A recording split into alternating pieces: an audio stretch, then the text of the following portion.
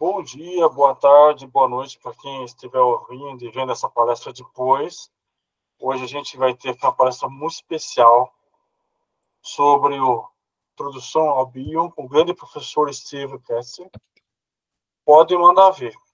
No final a gente tira umas dúvidas, dá aquele bate-papo, faz nossas discussões, tá bom? Obrigado, Steve. Tamo junto. Obrigado, Rafa. Valeu pelo convite. Eu lhe agradeço imensamente, né? Eu participo ali do GT com o Aristóteles, né? Do grupo do Aristóteles. E o Rafael me pediu para fazer uma fala sobre o Bion, ou Bion, como alguns chamam, né? Eu chamo de Bion porque é um costume daqui do Sul, todo mundo chama de Bion aqui, mas eu sei que fora daqui o pessoal chama de Bion, porque de fato ele é inglês, né? E ele é inglês, mas o nome é grego, né? Tanto que tem um outro poeta grego antigo que se chama Bion também, né? É um nome meio difícil de encontrar esse nome, né? Inclusive, essa é uma interrogação que o próprio Bion traz na autobiografia dele, né? O The Long Weekend, que ele escreveu, sem tradução em português, né? Nesse livro não tem tradução, mas ele escreveu essa biografia falando sobre os primeiros anos dele, né? Os anos. Eu vou falar um pouco desses primeiros anos da vida dele, para quem nunca ouviu falar, né? E vou falar um pouco de coisas bem interessantes que dizem respeito também a história da psicanálise, né? E ao método da psicanálise que com o Bion isso muda, né?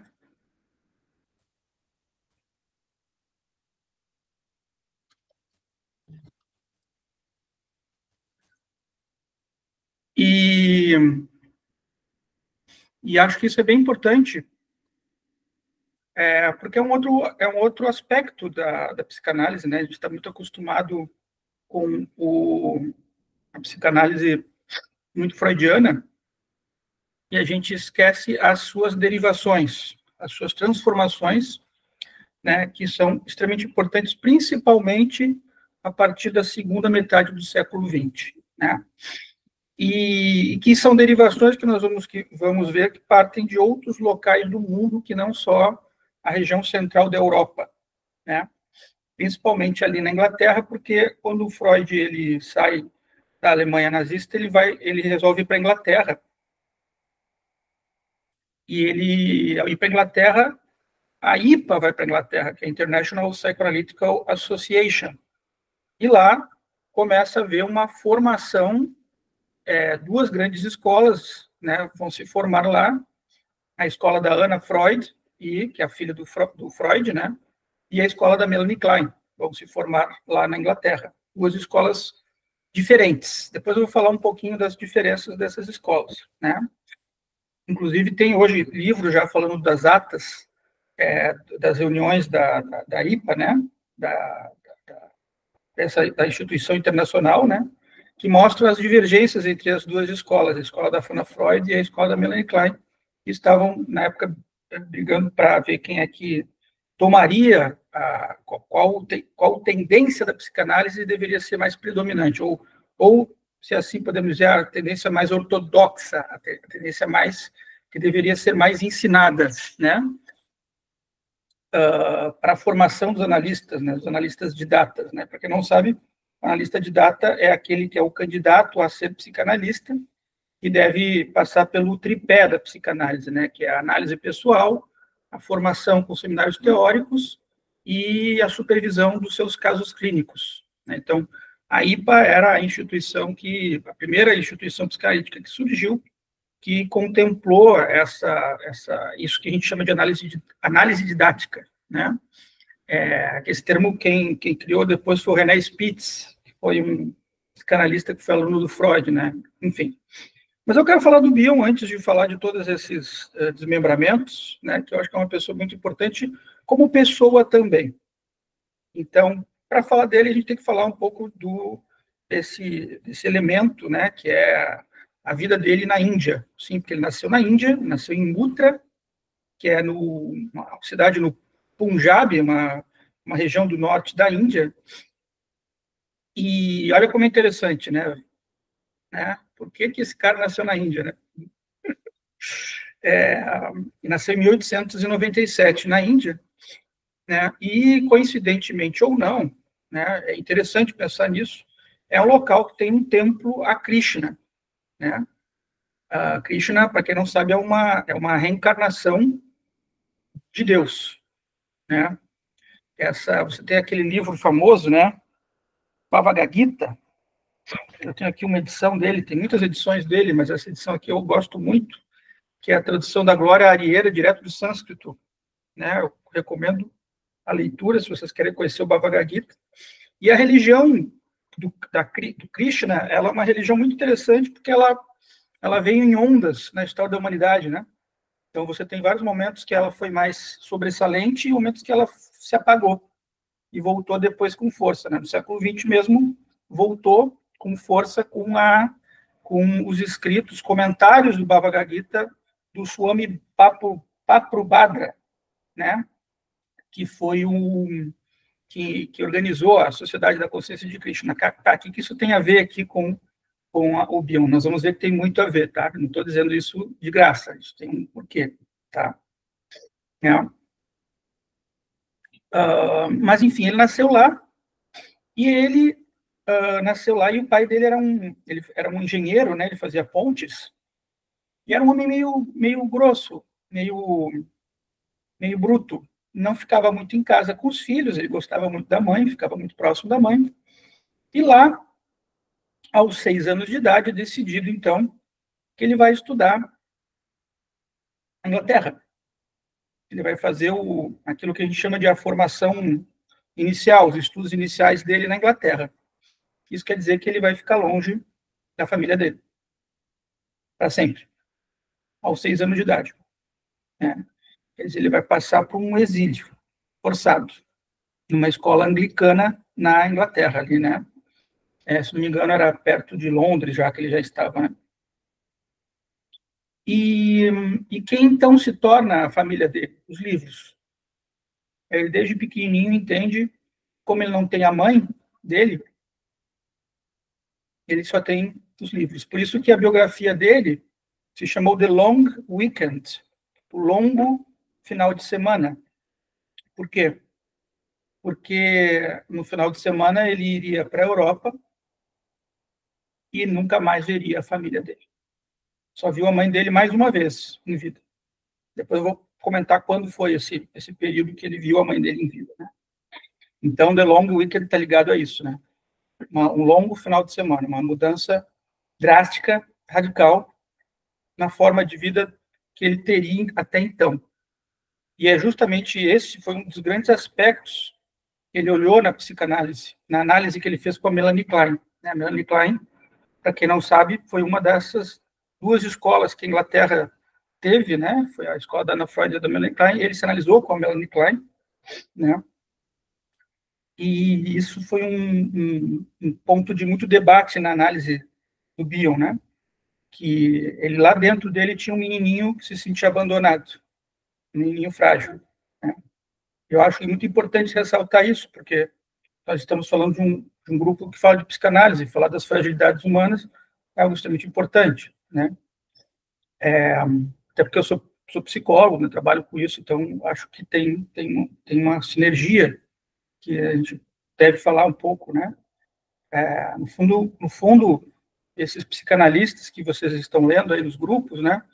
Eles estão falando das suas próprias análises, eles estão falando do que eles estão encontrando dentro deles.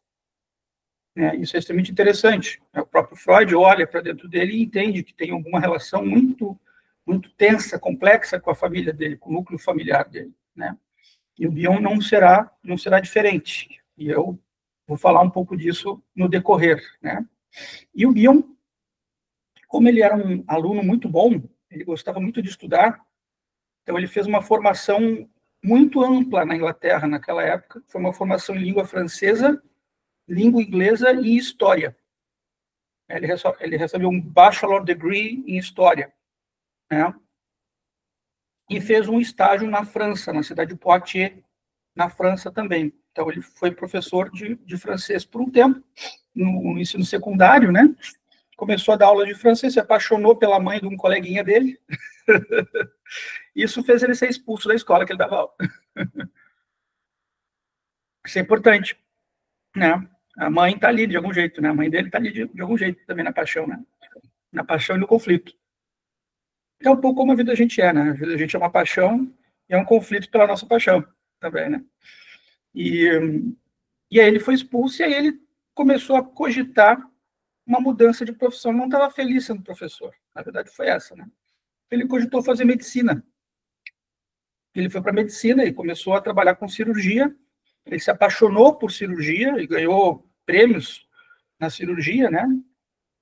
Não, mas antes eu tenho que falar do episódio anterior a ele fazer medicina. Eu me confundi aqui na história. Foi quando ele estava nesse período que ele não estava se adaptando muito a ser professor, eclodiu a Primeira Guerra Mundial. Isso. E aí, com a eclosão da Primeira Guerra Mundial, ele virou soldado raso e foi para o campo de batalha, né? E na biografia dele, ele tinha que pegar um tanque, mirar e disparar um míssil, um tanque, né, para destruir o carro inimigo, dos inimigos ali, dos alemães, né? E ele assim o fez, né? E ele ganhou uma medalha por isso. Ele tinha 16 anos quando ele fez isso. Então, ele foi o mais novo dos soldados da época, ganhou uma medalha, né? E ele era muito bom. Ele era da equipe de polo da universidade, ele era um grande, exímio nadador, né? Ele tinha grandes qualidades, tanto no estudo quanto no exercício de atividades físicas. Você vê o porte dele, o porte físico dele era um cara forte, grande, forte, né? Muito interessante o físico dele, que não se encaixa bem com o físico de alguém que estuda, né? Mas ele tinha essas qualidades físicas bem pronunciadas, né? E ele vai para a guerra, ganha essa medalha, né? E a mãe dele vai lá para receber a medalha numa cerimônia do exército e ele odeia aquela medalha. Ele odeia aquela medalha. Ele acha que não devia ter ganhado aquela medalha, sabe? Ele tem uma raiva. A mãe dele está lá e ele não está bem com a mãe dele lá. Ele está irritado com a mãe dele lá. Está bravo. Ela não devia ter vindo aqui por causa de uma medalha. Devia ter vindo aqui na minha vida, ter ficado comigo na minha vida. Ter sido próximo a mim, não só porque eu ganhei uma medalha. Então, ele tinha essa reclamatória, né? E isso foi um ponto muito importante na vida do Pio, né? Porque também, como eu estava dizendo, né? Foi daí que vem a vontade dele em ser médico, em fazer medicina na faculdade, né? Acho que foi na Tavistock que ele começou a desenvolver, fazer medicina, né? Ou foi em Oxford ou foi na Tavistock, eu agora não vou me lembrar exatamente. Quem souber aí me fala. E ele vai desenvolvendo medicina, ele se torna cirurgião, né? E começa a trabalhar, mas ele acaba lendo a interpretação dos sonhos do Freud e se encanta, se apaixona pela psicanálise. Ele diz: eu quero ser psicanalista, eu quero fazer parte da IPA, né? E aí ele se casa também com uma atriz famosa na época, né? Que era a Jardine, eu esqueci o primeiro nome dela, né? E tem uma filha que é a Partenope, né? Só que ela morre no parto, a mãe, né, da Partenope morre no parto. E ele tem uma filha para cuidar, e ele tem pouco dinheiro, porque ele está trabalhando com planos de saúde, na época na Tavistock, né? Nesse hospital, ele trabalhava com plano de saúde como um terapeuta, um psiquiatra iniciante, né? E ele não entende por quê que morreu a esposa, a mulher que ele amava, e ficou a filha. Ele não entende, é uma coisa sem sentido. Qual é a explicação para isso? Ele diz que ele olhava para a filha dele, ele tinha uma cuidadora que ele pagava para ficar cuidando da filha, e ele não sabia porque ele não gostava da filha. Olha que interessante. Olha como ele é humano, pessoal. Olha como ele é humano, genuíno. Ele foi capaz de pensar e escrever sobre isso na vida dele. Você entende? Quero trazer esses aspectos aqui. Acho que vai ser um bom mote para a gente conversar hoje sobre isso.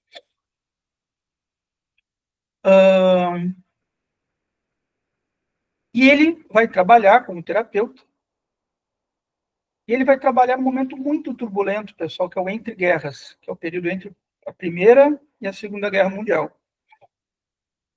E lá pelas tantas ele vai receber um paciente meio esquizoide, meio complicado, muito, muito difícil, que estava todo mundo querendo fazer lobotomia no cara. O cara ele entrava numa psicose maníaco-depressiva, que hoje a gente chama de transtorno bipolar, né? Mas na época ele foi tido como um cara com um transtorno desse. O Bion ele vai olhar de um outro jeito para isso. Ele vai olhar com uma coisa borderline, fronteiriça, mas não do mesmo jeito do borderline atual que existe na configuração do DSM, é um outro tipo de problema, fronteira. Depois eu vou falar que fronteira é essa, né? Que é a fronteira entre estar consciente, neurótico, e estar psicótico muito rapidamente. Muito rapidamente. Ele era os dois, ele era neurótico e psicótico, né?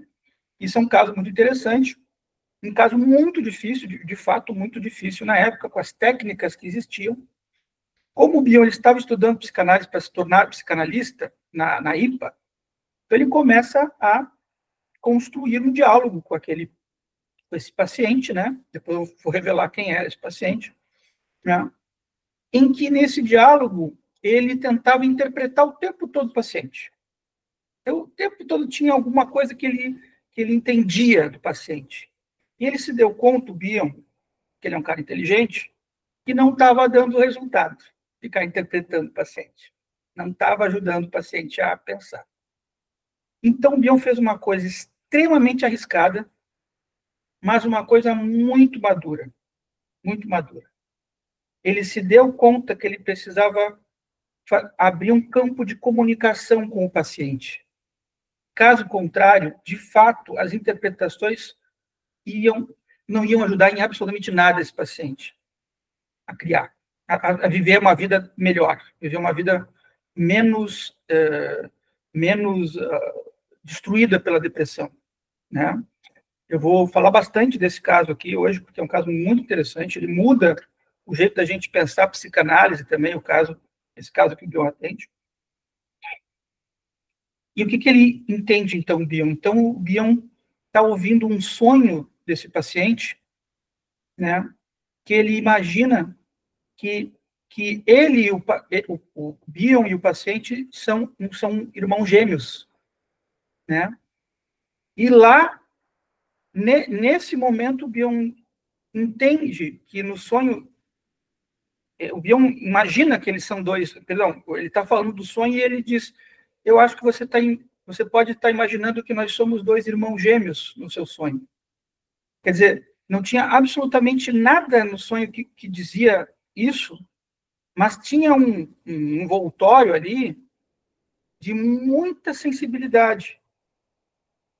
Estava dentro do contexto isso, porque ele também, o próprio Bion, também via nele uma parte dele meio morta, meio esvaziada, meio combalida, meio triturada, meio psicótica também. Não esqueçam que ele foi deixado num orfanato para crianças anglicano na Inglaterra com 6 anos de idade.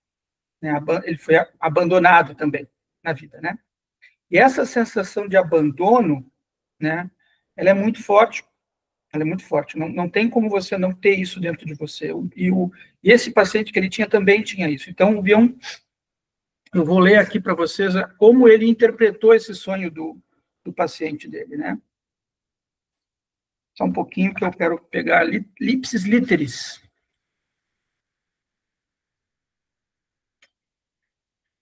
É bem curtinho, não é longo, mas vale a pena de ser lido, né? Aqui, ó.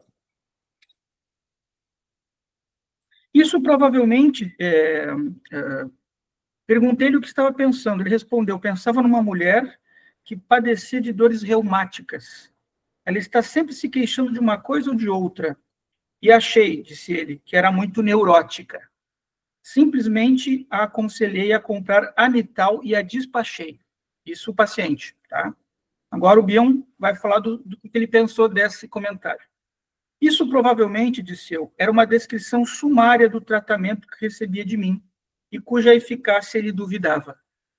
No seu entender, minhas interpretações eram queixas vagas às quais ele dava pouca atenção. Muitas das suas associações eram surradas, banais, provocadas mais pelo efeito soporífero que tinham em comum com o amital que, propriamente, pelo valor informativo delas, e visavam a manter-me ocupado para que não me incomodasse.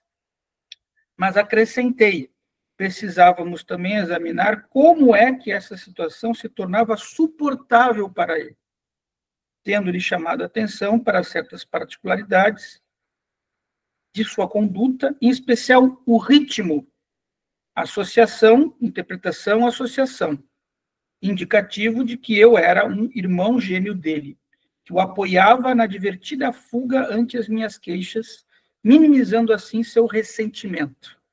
Era-lhe possível identificar-se com qualquer um dos três papéis, né?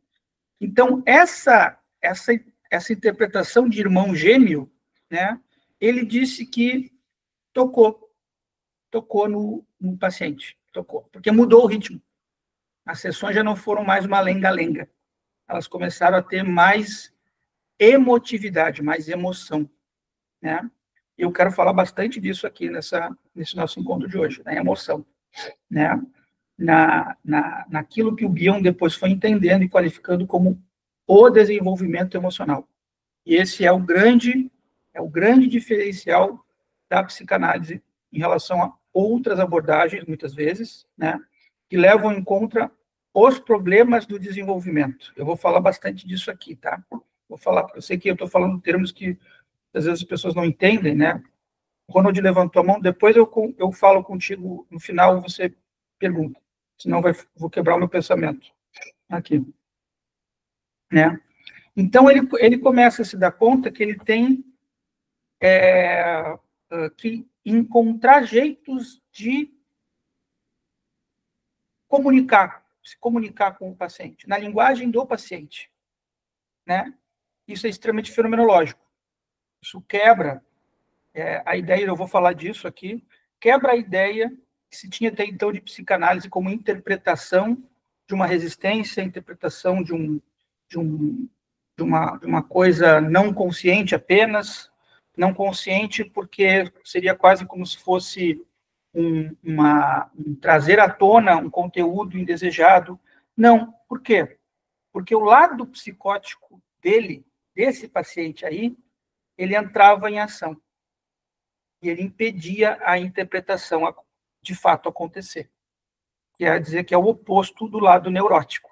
O lado neurótico, né, ele é previsível na interpretação. Eu trago um conteúdo, a gente trabalha com esse conteúdo. Com o psicótico não é assim. Porque existe um efeito de desfazimento, um efeito de dano ao eu, muito grave, né? E esse dano ao eu é justamente o problema da psicose. A psicose ela faz uma ruptura gradual da ideia de que as coisas podem ter uma concatenação, um sentido, né? Por quê? Porque ele se deu conta, porque ele estudou com a Melanie Klein, ele bebeu da água da análise com a Melanie Klein, que a percepção era um estado cognitivo que a psicose atacava, né? Então, a psicose fazia uma ruptura com a percepção. Então, o que o Bion se dá conta? Eu tenho que ajudar esse paciente a perceber uma coisa. Eu tenho que fazer isso como eu mesmo faço. Tenho que fazer isso dentro de mim. Então, ele joga isso para uma ideia, né, que não é simplesmente, por exemplo, aquilo que você já deve ter visto, né, que o paciente não deve se interessar pela vida do seu médico, do seu analista, né? Mas na psicose não tem como não acontecer isso. Tem que ter isso. Você tem que jogar partes do seu eu também ali. Por isso que muitas vezes você se desgasta mais com pacientes psicóticos do que com pacientes neuróticos. Por quê? Porque você tem que se doar muito, você tem que entregar parte do seu próprio corpo, muitas vezes, para trabalhar com esse tipo de paciente, né? Porque você está criando uma um eu ali, você está formando, você está ajudando a ter um eu concatenado, um eu organizado, né? E justamente na neurose é o oposto. Você está trazendo uma coisa diferente do eu, porque o eu já está todo programado, já está todo, né? Você já tem toda uma ideia de fantasia na sua cabeça. Ah, amanhã eu vou ligar para aquela pessoa porque eu quero falar com ela, porque ela vai me responder assim, porque ela vai me fazer assado. Então, um terapeuta, quando ele trabalha com uma pessoa neurótica, ele vai trazer um elemento que não vai ser da fantasia, vai ser da realidade. E quando um terapeuta trabalha com um psicótico, ele traz um elemento da realidade, não da fantasia. Você está entendendo? Perdão, ele traz um elemento da fantasia, não da realidade, para um psicótico, para ele poder imaginar.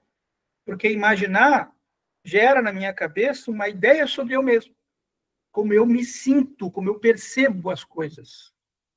Isso é extremamente importante, muito importante. Isso muda radicalmente a ideia da psicanálise num consultório a partir da segunda metade do século XX, que você começa a ter nos consultórios pacientes desse tipo, que o Freud, na época dele, não conseguiu ver direito.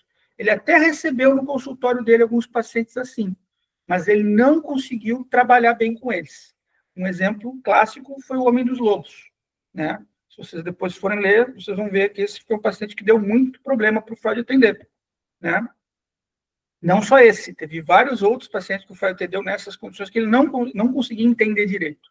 Mas por quê? Porque na época era o que tinha disponível. E a gente vai trabalhando com as coisas, uma ciência, ela vai se desenvolvendo, ela vai evoluindo também com os problemas que se vai achando, né, da complexidade que se vai encontrando dos fenômenos, né? Então, esse fenômeno foi um fenômeno muito importante que foi que o Bion começa a trabalhar. E quem foi o paciente do Bion? Agora vem a grande questão. Quem era ele? Se soube depois de muito tempo, pelo próprio paciente que revelou, que o Bion não revelou quem era, né? O próprio paciente revelou lá por volta do final dos anos 70, que ele tinha se analisado com o Bion. E esse paciente aí era o Samuel Beckett. Para quem não sabe, o Samuel Beckett foi prêmio Nobel da Literatura em 1969, pessoal. Tá? Ele ganhou principalmente pela obra Esperando Godot. Se vocês não leram essa obra, eu aconselho fortemente que vocês leiam Esperando Godot. Porque se vocês lerem com atenção ali, vocês vão encontrar coisas extremamente interessantes sobre esse estado duplo da neurose e da psicose. Tá? É muito legal imaginar o Beckett como entendendo do seu problema, entendendo verdadeiramente da dificuldade dele. E ele depois revelou, em entrevistas, o Beckett, né, que foi muito difícil essa análise com o Bion, muito complicada, né, tanto que durou só 2 anos, é um tempo muito curto para uma análise, 2 anos, né, quando uma condição de análise ela tem que ser muito mais prolongada para você poder olhar traços de personalidade maiores, né, mas foi o tempo que deu para mudar o eixo de comunicação que tinha dentro do próprio Beckett, o eixo dele. Por quê? Porque ele também se via como um cara danificado, ele levou uma facada de um cara na rua, ele quase morreu, Beckett, e aí se perguntou, encontrou-se a pessoa que lhe deu a facada, ele perguntou, por que você esfaqueou o Beckett? Né? E o cara não sabia responder, esfaqueei porque esfaqueei, mas tem que eu queria matar. Quer dizer, um ambiente no sense, um ambiente totalmente fora do sentido. E ele foi vítima disso também, né? E ele foi o assistente do James Joyce, para quem não sabe, James Joyce foi um grande escritor, trabalhou com muita cultura, com muitas línguas, com muito conhecimento, né? E o Beckett resolve, não, vou fazer o oposto do Joyce. Enquanto o Joyce usa muitos recursos, eu vou usar menos recursos. Eu vou fazer uma coisa mais pobre, uma condição mais danificada para trazer os elementos literários que ele trouxe.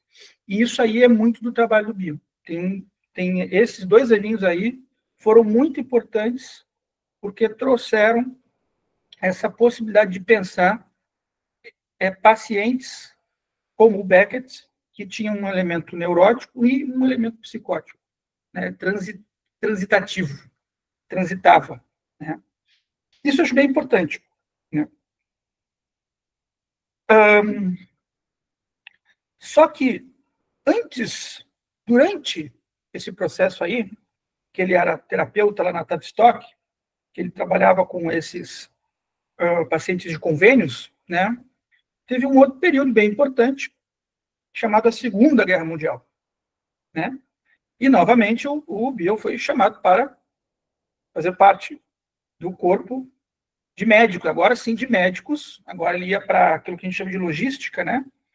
Um corpo de médicos da Segunda Guerra Mundial.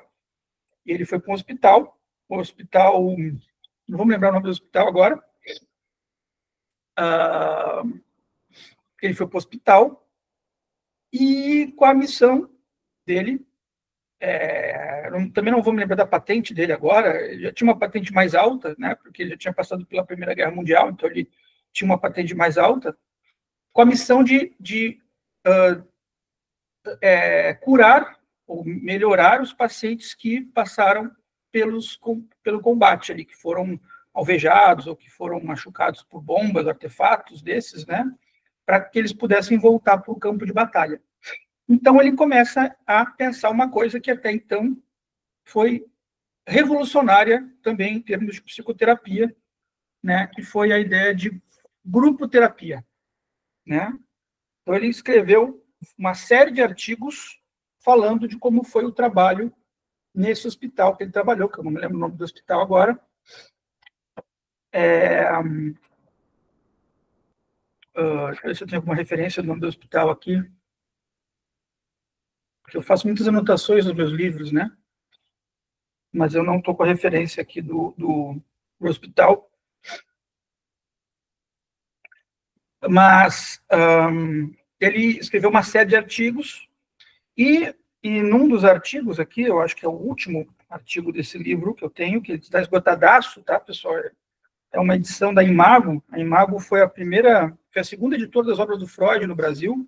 Era uma editora carioca, ela tinha um conselho, ela foi dirigida pelo Jaime Salomão, mas ela tinha um conselho de psicanalistas que tinham ajudado na revisão das obras do Freud no Brasil.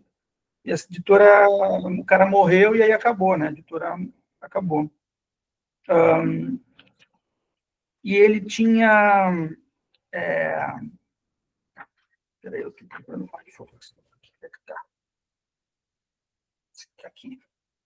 E aí, então, nesse artigo Grupos Dinâmicos, né, de 1952, ele vai olhar para os grupos, para duas espécies de grupos, né? Os grupos de trabalho e os grupos de supostos básicos, né? O que são os grupos de trabalho? São grupos para a realização de uma tarefa. Então, quem é que vai cuidar da limpeza, quem é que vai fazer a comida? Então, tudo isso ele foi fazendo, organizando no hospital lá, nesse hospital, que eu esqueci o nome agora, que ele ficou encarregado de ser o psiquiatra desse hospital. E ele viu que, na tentativa de realizar a tarefa, surgiam espécies de pressupostos básicos, que ele chamou assim, né? O que são supostos básicos? São ideias projetivas que as pessoas carregam consigo mesmas que surgem espontaneamente nos grupos. Ele encontrou 3 supostos básicos, né? A dependência, que é aquele quando um grupo para de falar porque eles encontram um líder que representa todo mundo. Então, às vezes, a pessoa fica quieta, mesmo não gostando, mas aquele cara é o líder, então deixa para aquele líder, ou aquela ideia de que eu não preciso falar nada porque o cara sabe tudo, ele é um deus, né? Então fica dependente, né? Ele encontrou também que os grupos espontaneamente surgem acasalamentos, quer dizer, existem grandes possibilidades de que num grupo a pessoa pare de fazer a tarefa para querer encontrar uma namorada ou um namorado, né? A pessoa quer encontrar alguém que seja o seu par, né, num grupo, é muito comum, e o grupo também de luta e fuga, né, que é o quê? É quando você encontra um bode expiatório, alguém que é o problema. Esse cara que fala demais aqui, ele complica, que a gente tem que ficar quieto, né? Então, essas 3 atitudes, ele chamou de supostos básicos, e acontecem nos grupos de uma forma natural, espontaneamente. Foi isso que o Bion detectou. E foi muito interessante esse trabalho, porque ele batia diametralmente contra a psicanálise. Quer dizer, a psicanálise não era para trabalhar com grupos, né? A psicanálise não devia falar de pensar coisas assim, né? Como assim espontaneamente surge inconsciente das pessoas essas atitudes? Isso, como assim, né? Não era desejo dos analistas trabalhar com grupos, eles queriam que fossem análises individuais fechadas, né? E isso impediu, então, que ele desse continuidade a mais trabalhos com grupos. Ele só fez esses artigos aqui e encerrou o trabalho com grupos, muito devido a Melanie Klein, a influência da Melanie Klein, que não queria esse tipo de trabalho dentro da sociedade psicanalítica da IPA, né, que é da Internacional, não queria isso, né. Só que mesmo ela não querendo, ele já tinha feito, já tinha vivido isso, e isso vai surgir no futuro depois, em outros momentos isso vai surgir, principalmente numa obra que eu pretendo falar aqui, se der tempo eu vou falar, né. Então tá, então o Bion volta, então depois da Segunda Guerra Mundial ele volta, e ele já vira psicanalista, ele já é psicanalista da IPA, né, e ele vai se tornar professor também de psicanalistas, né, quer dizer, ele vai ser um didata, quer dizer, ele vai analisar analistas também, né, uma profissão que ele começa a fazer, e que começam a pedir para ele que ele publique os relatos dos artigos que ele tinha escrito lá no começo da Sociedade Psicanalítica, né, de Londres, né, no começo do trabalho dele. E muitos trabalhos do Bion, um deles principalmente, né, se eu tivesse que falar desse livro aqui, ó, que é o Second Thoughts, né, que é o Estudos Psicanalíticos Revisados, ele foi traduzido novamente pela Blucher, se vocês procurarem, vocês encontram. O título mudou, não é mais Estudos Psicanalíticos Revisados, no entanto, ainda assim, se não me engano, no entanto, ainda mais, uma coisa assim, ficou, no entanto no título, tá? Foi traduzido para o português novamente pelo grande tradutor, que é o Paulo César Sandler, né? Que era amigo do Bion, inclusive, né? E ele traduziu, era amigo do Bion, era amigo da esposa do Bion, a segunda esposa do Bion, que eu esqueci o nome dela agora. Então, traduziram novamente esse trabalho aqui, porque esse trabalho é muito antigo, de 94, né, é bem antigo, muito antigo, né? Mas, enfim, é o que eu tenho a tradução, né? Então, o Bion, e aqui no Bion tem um trabalho muito interessante, que eu preciso falar para vocês, né, que é uma teoria sobre o pensar. Esse trabalho aqui é extremamente importante, é extremamente rico, tá? E eu vou ler para vocês um paragrafinho dele, tá? Bem curtinho, para vocês tentarem entender um pouquinho o que ele está tentando fazer aqui, né? É conveniente encarar o pensar como uma atividade que depende do resultado satisfatório de dois desenvolvimentos mentais básicos. O primeiro desenvolvimento é o dos pensamentos. Estes requerem um aparelho que deles se encarregue.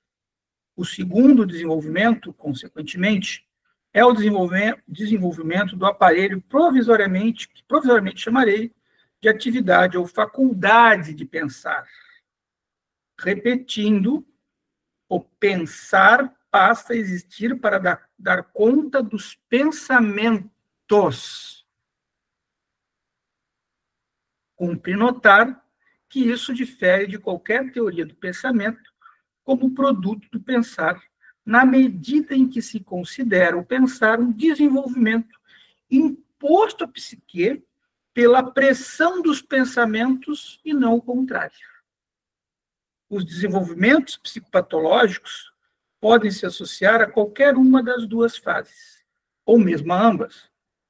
Isto é, eles poderão estar relacionados a um colapso no desenvolvimento dos pensamentos, ou a um colapso no desenvolvimento do aparelho para pensar, os pensamentos, ou com eles lidar, ou ambos. Fecha a citação, tá? Só nisso aqui que eu trouxe para vocês, já tem muita coisa, muitas camadas aqui, muitas camadas. Porque é uma característica do Bion, ele é muito denso. Se eu tivesse que explicar isso aqui, eu ficaria a noite toda explicando. Mas uma característica que ele entende, que está muito ligada à dificuldade de pensar, está muito ligada à dificuldade de tolerar a frustração também, né? Então, a gente não pensa porque a gente não tolera a frustração. Logo, o que o bebezinho faz? Ele grita. Ele grita, para chamar a mãezinha dele para ir lá tentar salvar ele da morte iminente que ele acha dentro do corpo dele que vai acontecer. Ele quer dizer, ele vai morrer de fome, né? O bebezinho faz isso, né? Então, a gente aprende a tolerar a frustração desde lá, né? Quer dizer, vem uma mãezinha, acolhe, dá o leitinho, né? Volta a dormir, e a gente vai entendendo com o tempo que não precisa gritar. A gente pode tolerar a frustração. Quer dizer, o que aconteceu ali? O nosso pensamento, que não era pensamento, ele era uma coisa bruta, ele era uma sensação bruta, ele foi se aperfeiçoando de sensação bruta para uma coisa mais rebuscada. Aprender a tolerar a frustração é fazer da minha mente uma coisa mais abstrata. Quer dizer, é dar a oportunidade para eu sobreviver a uma frustração. Eu estou dando a oportunidade. Quando eu digo não vou morrer de fome, porque eu vou esperar mais 5 minutos, eu estou tolerando a frustração. Quer dizer, a minha mente está se desenvolvendo. E aí o termo desenvolvimento cabe muito bem. Está se desenvolvendo emocionalmente. Quer dizer, eu encontro um jeito de... o meu aparelho, né, que sou eu inteiro, né, ele consegue suportar a frustração. Então, ele é um aparelho que ele aumentou, ele cresceu, né? Isso é um processo de desenvolvimento humano bem importante, né? Na psicanálise, a gente está sempre fazendo idas e vindas nos nossos processos de desenvolvimento, né? A Melanie Klein, ela achava que existiam 2 estágios fundamentais, né? E por isso que o Bion está falando disso. É o esquizoparanoide, esse que o bebê acha que vai morrer porque não vai ter comida, e o depressivo, que é quando ele tem uma ideia dele sobre ele, né? E aí a ideia dele sobre ele torna o depressivo porque ele pode não ter as condições de sobrevivência, por exemplo, né? Então ele olha para dentro dele, é um estado mais integrado. Mas o Bion entendia que esses 2 estágios, eles iam e vinham na vida da gente, na vida humana normal, né? Quer dizer, você se desenvolvia, mas você também tinha coisas que não eram desenvolvidas, né? Então, ida e vinda. Quer dizer, nós não temos só um desenvolvimento totalmente coerente para o futuro, né? Para essa abstração. Em algumas coisas você vai conseguir tolerar a frustração, para outras talvez não, para outras você vai ter que aprender a tolerar, quer dizer, aprender a pensar. Quer dizer, pensar é uma coisa que nós podemos fazer o tempo todo, podemos desenvolver o tempo todo. Isso me encanta muito. Quer dizer, não é porque você fez uma análise de 6 anos, 4 vezes na semana, que você tem um atestado de que está tudo bem com você. Talvez você precise de muito mais tempo ou de outra coisa, né? Mas não é uma garantia, tá? Não é uma garantia, nós não temos garantia de nada, né? Mas o desenvolvimento, entender esta parcela de elemento esquizoparanoide, quer dizer, de que tem alguma força que me dilacera, mas entender que isso pode ser passageiro, isso é a temporalidade, quer dizer, no tempo você pode encontrar outra coisa para você fazer enquanto você não é destruído, né, por uma morte iminente, por um abandono da mãe aos 6 anos de idade, como foi o caso do Bion. Quer dizer, você ganha tempo, você enriquece a sua vida, né? E por que eu estou falando disso? Porque eu falei para vocês que o Bion era nadador, que ele foi professor de francês, professor de história, né? E ele não parou por aí, né? Ele vai escrevendo os artiguinhos dele de vida, ele era pintor, né? Ele escrevia coisas que ninguém entendeu até hoje direito o que são esse livro aqui, né? que é uma memória do futuro, que é um tipo de romance, mas não é bem um romance, parece uma peça de teatro, mas não é uma peça de teatro. É a grande interrogação da obra do Bion, né? Da vida do Bion. E ele tem estudos sobre física quântica, quer dizer, esse livro aqui, Cogitações, são pequenas leituras que ele fazia do Heisenberg, ele fazia anotações sobre física, né? Anotações sobre o I Ching, sobre filosofia oriental, tudo curtinho, tudo pequenininho, mas como notas. Ele gostava muito da ideia de notas. Quer dizer, eu não preciso mudar nada, não preciso alterar nada, mas eu posso botar uma nota, eu posso fazer um adendo, um acréscimo, uma vírgula, uma pergunta. Será que é assim? Como é que pode ser? O que isso me leva? O que essa conclusão me leva? Geralmente são conclusões provisórias.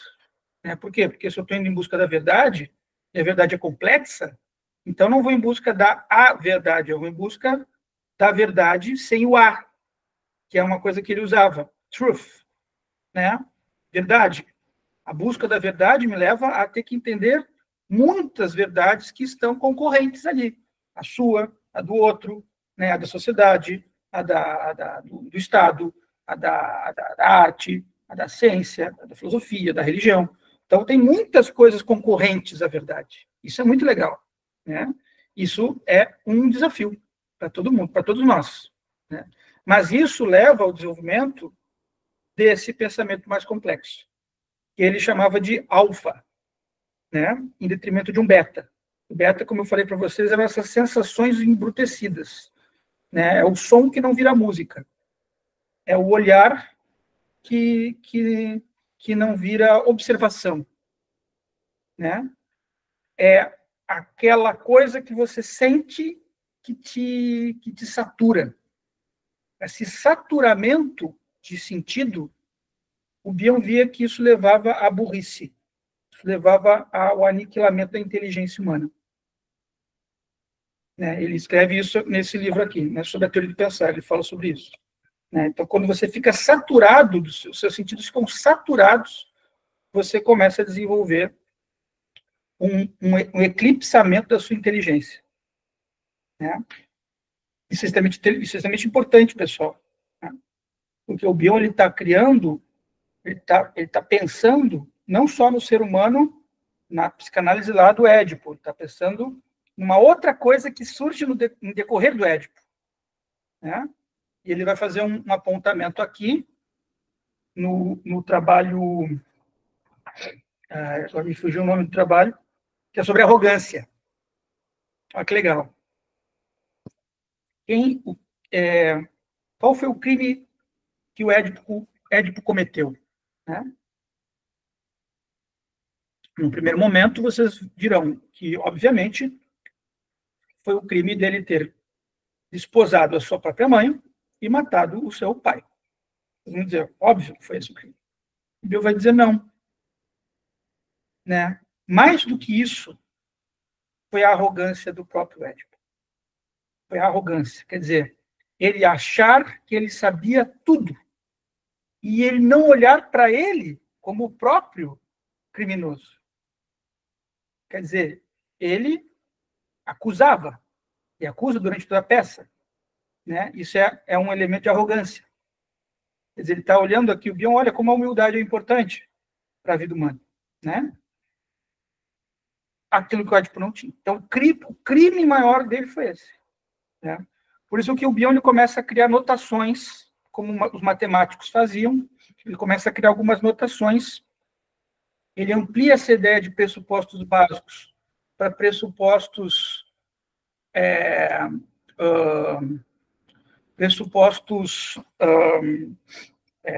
como conhecimento, né, o amor e o ódio, que levavam ao cegamento, levavam a esse eclipsamento da inteligência humana. Né? Isso é fascinante, na minha opinião, isso é muito legal, isso é muito interessante. Ele foi escrevendo isso principalmente nesses livros aqui, que eu vou falar. Esse é o livro Aprendendo da Experiência, muito interessante esse livro, que ele vai desenvolver mais essa ideia do alfa e do beta, dos elementos alfa e elementos beta, né? Ele fala muito disso, e principalmente da capacidade humana de desenvolvimento emocional. Esse é um termo que vem muito no Bion, né? Porque, claro, isso aqui é um livro que são algumas considerações dele, nós poderíamos fazer muitas outras, isso é muito legal no Bion. Ele diz, olha, tudo que eu estou fazendo é só uma pequena vírgula, uma pequena notação. Não é nada que vá mais do que uma notação, mas já é fascinante, até pela humildade que ele está querendo descrever para a gente, né? É uma notação. E ele foi desenvolvendo mais trabalhos, eu não vou poder deter sobre todos os trabalhos do Bion aqui, porque não dá tempo, né? O Elementos de Psicanálise, eu acho esse livro fascinante também, né? Ele começa com a frase do Maurice Blanchot, né?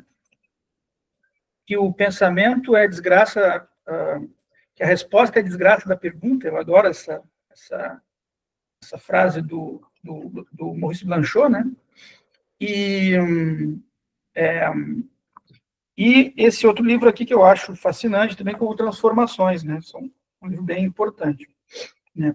Transformações do aprendizado ao crescimento. Mas o que eu acho formidável, muito formidável, eu queria trazer para vocês, como eu falei para vocês, que ele volta à ideia lá dos grupos, né? Então ele voltou aqui nesse livro, Atenção e Interpretação, a falar dos grupos, na ideia do messianismo, na ideia da promessa daquele que vem, do gênio, daquele que vem como uma figura de elevação, uma figura de guia, né? E dos problemas sobre isso, até sobre a ideia de fé. Ele vai falar um pouco, né? Que para o Bion a fé está muito ligada à esperança. Então, isso é uma coisa, é uma consideração muito, que eu acho muito interessante, né? Que ele vai falando que é essa possibilidade que o gênio ou o místico, né, tragam essa esperança para nós, né? Isso é algo que enriquece a nossa vida. Pode nos cegar, mas também pode nos fazer ter curiosidade. E a curiosidade é extremamente importante para o trabalho do Bion. Tudo no trabalho do Bion é um pouco uma curiosidade. Assim como ele escreve uma notinha, ele tem uma curiosidade para poder investigar e escrever aquela notinha, ainda que breve e pequena, né? E ele não era um escritor, como pode dizer assim, ele não escrevia muito, mas o que ele escreveu foi formidável, foi muito importante, né? Porque nos faz pensar, nos faz olhar para a psicanálise como algo que está acontecendo aqui no agora, né? Da nossa disponibilidade para pensar, né? Então, isso é extremamente importante. Só para encerrar, né? Mas eu acho que é digno de nota, o Bion foi um cara meio herético dentro da sociedade lá da Inglaterra, né? Passou por uma espécie de pente fino, ele se liga aos kleinianos, mas ele já é visto como um dissidente da vertente kleiniana, assim como o Donald Woods Winnicott, né, que foi um colega dele na época, né, também foi visto como um dissidente.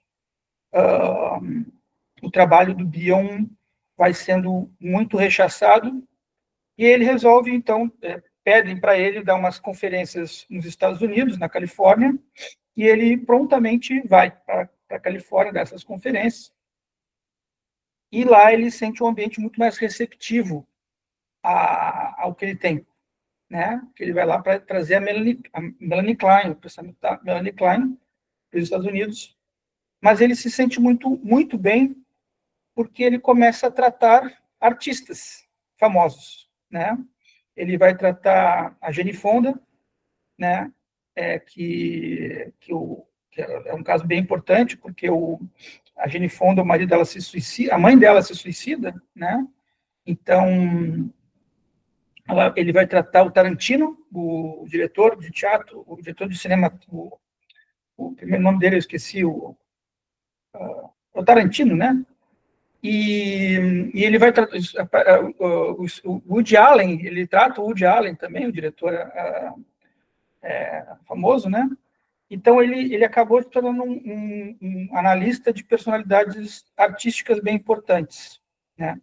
E isso despertou muita inveja das pessoas em volta dele, dos outros psicanalistas, né? Por quê? Porque o Bion era um cara que pensava junto com os artistas, junto com esse elemento artístico, esse elemento disruptivo, criativo, né? Mais do que artístico, criativo, né? Que a arte é o meio em que a criatividade se expressa. E ele estava extremamente interessado em pensar a criatividade em si, né? E isso acabou que, no fim da vida, ele vai olhar um pouco para a vida dele, lá para o nascimento dele, né? E ele vai pensar, puxa, eu gostaria de voltar para a Índia. Gostaria de voltar para minha casa. Lá, ele vai morrer em 79, né? Em Londres, acho que ele está em Londres, eu acho que é em Londres, que ele morreu em Los Angeles, não me lembro agora, exatamente. Porque ele volta para a Inglaterra também, depois de ele passar essa temporada na Califórnia, ele volta por um tempo para a Inglaterra, né? Dá algumas conferências na Tavistock novamente, né? Bem, algumas delas uma delas eu vi na internet, vocês encontram a conferência do Bion na Tavistock, e uma série de seminários, ele foi dando seminários na Itália, seminários no Brasil, né? Que alguns deles foram traduzidos recentemente. Quentin Tarantino, obrigado, cara. Alguns deles foram recentemente traduzidos para português, né? Eles não tinham tradução. Um grupo aqui de psicanalistas aqui do Rio Grande do Sul, de São Leopoldo, traduziu uma conferência do Bion inédita, chamada o pensamento negativo, como é que é o nome do... Capacidade negativa, isso, capacidade negativa, que é um elemento que o Bion achava muito interessante pensar em certos poetas, né? Principalmente o Yeats tinha muito essa ideia da capacidade, escreveu sobre a ideia de uma capacidade negativa, né? Que era retirar de elementos não dados empiricamente ou racionalmente a algo que ainda nós poderíamos pensar. Quer dizer, ele está trabalhando com aquilo que a gente entende, né, que não é nem que é uma outro tipo de epistemologia, que não é nem a racionalidade, nem a empiria, né? Algo aí da sensibilidade, né? Que ele nomeava de capacidade negativa, né? E ele fez estudos bem artigos pequenos, conferências sobre esse conceito, né, de capacidade negativa. De resto, o que eu teria para terminar é com a própria ideia da Índia, né? Por quê? Porque a Índia, ela acabou sendo para o Ocidente um certo ideal, né? Você sabe que você teve muitos ocidentais que se apaixonaram pelo Oriente de um modo geral, não só pela Índia, né? Mas pelo aquilo que o Oriente traz, né? Que foi uma espécie de renovação do pensamento ocidental em alguns aspectos. Em outros aspectos, o jeito ocidental de pensar não se iludiu com as ideias trazidas da Índia, né? Como se nós pudéssemos ter uma espécie de sermos laxativos com o nosso jeito ocidental de ser, né? Com a racionalidade, né? Buscando um elemento místico, um elemento não inteligível pela razão, né? Mas que, de algum jeito ou de outro, também fala um pouco da psicanálise que teve de se haver com o seu avesso, né? Que é com essa ideia de psicose, com essa ideia de disrupção, de interrupção da integridade do eu. Então, é interessante que o Bion tenha nascido na Índia justamente por isso, porque teve que olhar para um avesso. Ele nasceu num local muito distante, com uma civilização muito antiga, que é muito diferente do nosso jeito, né, de ser, de pensar. Ele sabia disso, a ama dele lá era hindu, né? Então ele viveu um pouco esse mundo indiano, e isso também trouxe uma oportunidade dele pensar, dele ver a psicanálise de um outro jeito diferente do jeito freudiano de ver a psicanálise, né? Então eu só queria trazer esse ponto para encerrar aqui a nossa conferência, né? Porque eu acho que faz muito sentido. Muito obrigado.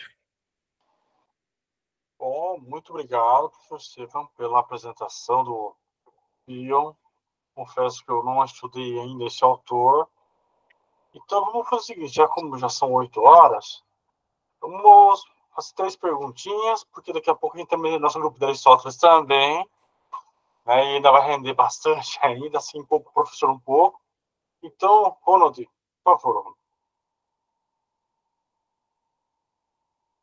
Só aproveitando aí, agradecendo aí a palestra do nosso colega, eu me lembrei muito do Primo Levi. Não sei se dá para fazer uma conexão com o que você falou, Primo Levi, né? Uhum. Para quem não conhece, o Primo Levi sofreu na Segunda Guerra, não foi isso? Segunda Guerra, né? Que equivale mais ou menos ao que a gente está vivendo, né? Hoje. Não é muito diferente. Uhum. Aí eu estava comparando aqui, lembrando as minhas reminiscências, que eu tenho que anotar, porque senão eu me esqueço. Tem um médico na minha ordem, que ele é perito do IML, né? IML, você sabe o que é, né? Instituto Médico Legal. Aí ele disse assim, olha, quando a gente está na faculdade de medicina, a gente tem medo de ver o cadáver. Quando a gente chega no IML, a gente tem medo de parar de ver, porque o cara se acostuma. Então, outra coisa que eu lembrei, né? Eu tive a feliz, assim, eu digo feliz mesmo, oportunidade de conversar durante muito tempo com o Lawrence Puntel. E o Lawrence Puntel é professor catedrático, né, falecido já da Universidade de Munique. E ele fazia, na época, ele estava fazendo um estudo neurocientífico. E eu fiquei muito curioso, vi na internet, fiquei curioso, não sabia nem quem ele era, né? Aí mandei um e-mail e a gente começou a se corresponder. Aí eu perguntei assim, pessoas em situação de trauma, como é que a neurociência avalia? Porque, veja bem, o senhor não é neurocientista, o senhor é filósofo, né? Então já começa por aí. Aí ele me deu a seguinte resposta: leia meu livro. Aí eu fui, comprei o livro, né? Aliás, comprei a coleção e fui ler. Você me acredita, Estevam, que eu descobri ontem a resposta depois de mais de 10 anos o que é que ele estava querendo dizer? Então às vezes a gente não consegue entender por que um cara chega num determinado posto, sabe? É porque é muito difícil, muito complicado. Então, tem determinados autores, como você citou aí, até perdi o nome dele, que cita física quântica e cita não sei mais o que, não sei mais o que, não sei mais o que. Aí você fica assim, poxa, mas o cara tem tanta importância, né? Mas, bom, não era isso exatamente o que eu queria dizer. O que eu queria falar era sobre a psicopatia e te fazer uma pergunta, bem direcionada à psicopatia. O psicopata, a depender das questões morais que a gente já sabe que ele não tem, para ele não tem nenhum, nenhum remorso, né? Mas as questões esquizofrênicas, esquizoides, paranoicas, como é que fica no psicopata? Desculpe se eu estiver desvirtuando a palestra, mas como você é da área, né? Então eu fiquei curioso de perguntar isso. Você tem uma lei aqui no Brasil, né? Que se você for um criminoso e você tiver uma doença mental, você vai para um presídio psiquiátrico forense, uma instituição forense, tá? É um código dentro eu acho que é o artigo 56 do Código Penal, que ele fala sobre a inimputabilidade devido à doença mental, né? Se você é um criminoso que comete doença mental. Isso vale também para o psicopata, né? Para o psicopata, porque ele é um doente mental, né? E é um doente mental gravíssimo. Por quê? Porque ele vai fazer com que os outros, que são menos doentes que ele, trabalhem para ele, dentro de um sistema carcerário desses. Você entende? Então, o ideal para uma pessoa dessas é ficar num local isolada, ficar em um local isolado. O psicopata, ele vai, ou vão matar ele na cadeia, ou eles vão tirar ele da cadeia de algum jeito, e muitos conseguem sair da cadeia por bom comportamento, né? Porque ninguém aguenta o cara, porque ele fica conspirando o tempo todo lá dentro. Então vão dar um jeitinho, e pode ver que muitos juízes, eles dizem, liberamos porque é por bom comportamento. Não é só por bom comportamento. Eles não querem um cara desse incomodando o tempo todo lá no presídio. Entendeu? Então, ou matam, ou tiram ele de lá. Entende? Então, essa é uma questão bem interessante e bem difícil que você está trazendo. Porque você tem esquizofrênicos que cometem crimes. Não necessariamente eles são psicopatas, tá? Eles teve um surto, no surto esquizofrênico dele, por exemplo, ele teve uma alucinação e ele matou uma pessoa, geralmente uma pessoa da família. Costuma ser mãe, costuma ser pai. Por que ele faz isso? Porque o que acontece com a psicose? A psicose, ela não consegue projetar, tá? Não, a vida mental de um psicótico, a cabeça, ela diminui muito para algumas coisas. Num surto, não tem muito lastro para essa pessoa poder estar dentro de si com tranquilidade, com a ideia de preditividade, como eu falei da fantasia, né?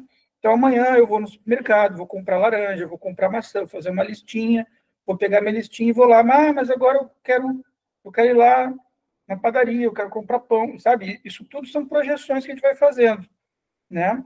Na psicose não existe isso. Se ele acha que ele é o super-homem, ele é o super-homem, entendeu? Ele não está imaginando, ele não está fantasiando, ele está sendo o super-homem. Isso é difícil da gente entender. Não é uma fantasia, ele é o super-homem. Entende? É diferente de uma fantasia. É muito difícil a gente entender isso. E muito das dificuldades da gente entender isso dificulta a gente na nossa vida também. Nas relações com as pessoas. Muito. E eu vejo que as pessoas estão começando a achar, muitas vezes, que são coisas que elas não são. Né? Então, teve um cara lá nos Estados Unidos que disse que era um golfinho. Vai dizer para ele que ele não é um golfinho. Não, mas aí vamos criar uma legislação, uma lei, para proteger o direito dele de ser golfinho. Está entendendo? A gente está começando a acreditar na psicose dos outros. Em muitos níveis diferentes. Não é só nesse, em muitos outros níveis. Para dizer que é diversidade. Bom, existe um limite também para a diversidade, né? Existe um limite. A gente tem que saber fazer uma leitura desse limite. E a gente não está fazendo uma leitura. A gente não quer fazer essa leitura. A gente está gostando de ficar na loucura. E aí a loucura, ela, como toda doença mental, ela viraliza. Ela vai se espalhando. Né? Se você não trata, ela vai se espalhando. E aí todo mundo vai enlouquecendo e você para de entender o que está acontecendo, que está tudo se destruindo, tudo se esfacelando, todo mundo está pirado, porque não tem ninguém para dizer para parar. Isso é uma alucinação. Alucinação. A alucinação não é uma imaginação. Não, de fato tem uma coisa preta ali vindo me atacar. Então eu vou lá, vou pegar uma faca e vou matar. Quando você vê, você matou sua mãe. É isso que é uma alucinação. Quanto mais grave é a patologia, mais profundo na alma daquela pessoa, na vida daquela pessoa, foi o problema, mais grave vai ser a reação a isso. Né? Então, para pessoas que foram abusadas sexualmente, desenvolvem algumas alucinações que podem ser, por exemplo, achar que tem personalidades diferentes dentro dela. Então, criam várias personalidades dentro dela, né? Para tentar dar conta dessa, para não ver, não sentir a dor que foi um abuso, por exemplo. Né? É muito comum, existe muito caso registrado disso. Né? Achar que é de outro sexo, por exemplo, achar que você é mulher quando você é homem. Muito comum isso em abusos sexuais. A pessoa foi abusada, né? Tem dificuldade de olhar para isso, aí acha que é mulher. Né? É uma reação a isso. Psicótica muitas vezes. Né? Muitas vezes Eu digo isso, viu, Estevam, só para finalizar aqui, porque recentemente, só fazendo um parênteses, né, para comparar, lógico que eu não tô acusando ninguém de psicopatia, certo? Mas recentemente eu achei estranho a falta de linearidade do grupo, desse grupo aqui, em especial. Apesar de eu não conhecer muito bem as regras e tudo, mas achei assim muito bagunçado, para ser mais direto, né? E aí fui falar com o presidente, né? Não sei como é, o administrador, não sei qual é o título que ele tem. Ele disse assim: você é nordestino como eu. Por que você não fala como eu? Eu disse: eu estou falando do jeito que eu sempre falo, com todo mundo. E aí começou uma chuva de papapá, papapá, papapá, papapá, papapá. Quer saber de uma coisa? Eu não tenho tempo para esse tipo de coisa. Eu sou uma pessoa que eu tenho trocentos livros para ler aqui. Então, eu não vou perder tempo com isso. Agora, obviamente que na sua aula, né, na sua palestra, a palestra do Júlio César, que eu acho interessante também, eu participo, mas, assim, só justificando porque, de repente, isso é gravado, né, obviamente. Então, justificando porque eu não participo. Deixei de participar até de outras que eu gostava e tudo, mas como eu não vi muita seriedade, porque para mim um grupo ele tem, principalmente hoje em dia que as mídias sociais estão sendo altamente controladas, né? E até eu citei o caso do Ministério Público e o caso, você que é um cara da lei, você sabe disso, que as súmulas do STF estão cada vez mais fortes com relação a isso, a mídias digitais, né? Não é simplesmente, me deu a vontade, agora eu quero entrar no grupo, no WhatsApp, e dizer o que eu penso. Não é bem assim, né? Então, Sim. só para a gente ter mais cuidado, sabe? Sim, eu concordo com você. Inclusive, esse grupo aqui foi invadido semana passada por um grupo de hackers, né? Então, a gente tem que buscar o que é melhor, né? O que é um jeito. Né? Haverá mais interpretações, sim. Eu acho que você não é obrigado a ficar perto de quem não quem entende uma coisa diferente da que você está dizendo. Você não tem que também que dar a explicação, né? Você não está aqui, não é justiça, eu não sou justiça, ninguém aqui é justiça. Você tem que fazer uma declaração e ser ou não indiciado pela polícia, não é isso, entende? E é buscar as referências. Os problemas a gente precisa olhar para eles e precisa encontrar alternativas para eles. Eu acho que alternativas e muitas vezes é um enfrentamento do problema. Né? Se a pessoa não quer enfrentar, o problema vai continuar. Se a pessoa não quer enfrentar, o problema é a falta de linearidade, porque quando você tem um grupo, olha, a primeira estrutura que eu disse, é grupo e subgrupo, ou é um grupo com vários grupos. Como é a estrutura? Não é, não sei dizer, ou foi alguma coisa muito vaga assim sobre isso. Por isso que alguns grupos acabam, porque começa a ter bagunça, tá? E eu acho que aí eu concordo que não tem como ter continuidade, tá? Eu concordo que não tem como ficar por muito tempo com uma coisa assim. Estou dizendo isso porque eu estou vendo isso que você está vendo também.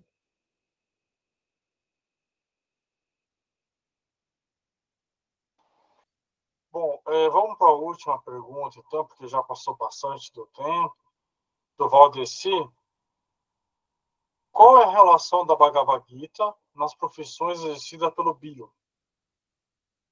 Olha, eu não sei se tem uma relação direta, Valdeci, mas eu acho que a gente está tratando aqui com uma pessoa, que é o Bion, que além de ser um cara inteligente, era um cara que se dispunha a aprender, né? O Bhagavad Gita é um livro muito antigo, provavelmente compilado foi compilado no século V antes de Cristo, né? Mas ele já vinha de uma oralidade muito, muito, muito mais antiga, no Mahabharata, que é um livro maior, né? E nesse livro, o Krishna, ele é a encarnação de Deus. Ele é uma encarnação de Deus. O Deus único. Quer dizer que tem monoteísmo também no hinduísmo. As pessoas às vezes esquecem isso. Mas tem monoteísmo no hinduísmo, sim. É o monoteísmo oriental. Tanto que o profeta o Tomé, né, profeta, perdão, evangelista, né, o Tomé, ele teve aderência na Índia, né? Eles viram uma relação muito forte entre o cristianismo e Krishna. Até o nome é meio parecido. Pode ser que, pela raiz indo-europeia de Krishna e Cristo, tenha um encontro, né, da questão do ungido. Eu não fui atrás exatamente disso, mas sonoramente tem muita proximidade, né? E, inclusive, os próprios indianos veem essa proximidade, né? O pessoal que estuda o Bhagavad Gita diz que tem proximidade, sim, e Cristo pode ser a, a última encarnação de Krishna, né? A última encarnação de Deus na Terra, né? Então, eu acho que existe uma questão ali muito forte na obra do Bhagavad Gita, que é o Arjuna não decidir a matar pensar se deve ou não matar, entrar na guerra, tá? Isso eu acho interessante. Isso eu acho que tem muita relação com o Bion, sim.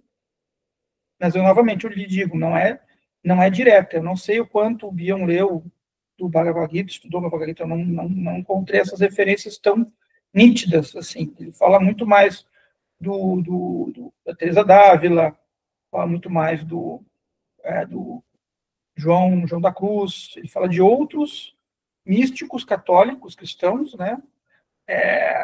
Até alguns místicos judaicos, o Scholem, ele fala um pouco da obra do Scholem, né? Porque ele se interessou por esse tema do místico, né? Mas ele não cita textualmente o Bhagavad Gita. Mas eu acho que tem coisa assim, como você pode ver, né? Que é a ideia do místico, né? O místico é aquele que traz esses elementos que não são nem empíricos nem racionais, eles são de uma outra ordem, né? Uma ordem sensível, uma ordem intuitiva. Então, o Bion acreditava no uso da intuição. Por quê? Porque a intuição é um conhecimento que eu não tenho, eu não sei visualmente, tátil, pelo sentido, o que ele é, mas é um conhecimento, né? Ele vem do que vem a intuição? Olha, ele vem de muito contato com a realidade, de muito tempo de exposição à realidade. A gente chama isso de expertise, né? Ficar muito tempo ali naquele problema e você começa a intuir. O Bion estudou o Poincaré. O Poincaré foi um matemático muito importante que ajudou no desenvolvimento da teoria da relatividade, né? Inclusive, o Einstein usa as fórmulas do Poincaré para pensar a relatividade, né? E o Poincaré dizia, olha, eu estudava para tentar resolver problemas matemáticos e era só nos momentos que eu estava quase dormindo que vinha a resposta deles. Quer dizer, ele estava naquele estado de torpor entre a consciência e a inconsciência. E aí o cérebro dele organizava. E olha, isso faz muito sentido com essa ideia de que você tem que fazer muito aquele exercício, repetir, repetir, repetir. Como o Ronald falou, só fui entender o livro depois de 20 anos, depois de muito tempo. Repetir, repetir, para você poder. Então, aí agora eu entendi, agora faz sentido. Por quê? Porque isso é uma coisa que é daquele que está disposto a ter disciplina. O estudo é disciplina. A gente tem que começar a olhar, eu acho que a gente tem que começar a olhar o estudo como disciplina. Seja disciplinado com o estudo. Tenha disciplina com o estudo. Observe isso. Né? Faça uma metacognição do seu estudo. Olhe para você estudando também. Se observe estudando. Como é que é? Né? Isso é extremamente importante. E isso eu acho que é uma reflexão que eu vejo aqui no que você tentou trazer. Bom, agradeço, então, essa oficina maravilhosa que a gente teve hoje. ficamos por aqui, porque já vai dar nosso horário para o nosso próximo grupo, né, gente? Beleza. Daqui a pouco já temos aí, tá bom? Beleza. Então, um abraço e até a próxima. Até semana que vem. Tchau. Tá.